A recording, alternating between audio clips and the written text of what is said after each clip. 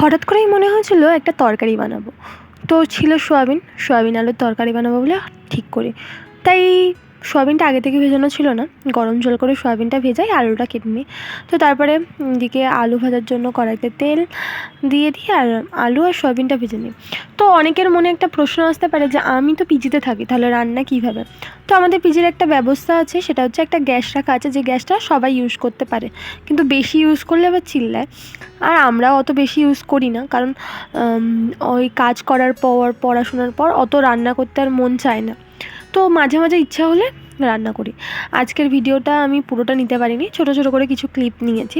তো প্রথমেই আলু আর সয়াবিনটা ভেজে নিই, আর তারপরে ওদিকে তেল দিয়ে জিরে ফোড়ন, লঙ্কার সমস্ত ফোড়ন দিয়ে তারপরে পেঁয়াজ দিই, পেঁয়াজটা ভেজে নিই, টমেটো দিই, এগুলো ভাজতে থাকি। তারপরে আস্তে আস্তে হলুদ গুঁড়ো, লঙ্কা গুঁড়ো, আদা রসুন পেস্ট এই সমস্ত দিয়ে কষিয়ে নিই। আর এরপরে আর ভিডিও নেওয়া হয়ে ওঠেনি, আমি রান্নার মধ্যে বিজি হয়ে গেছিলাম।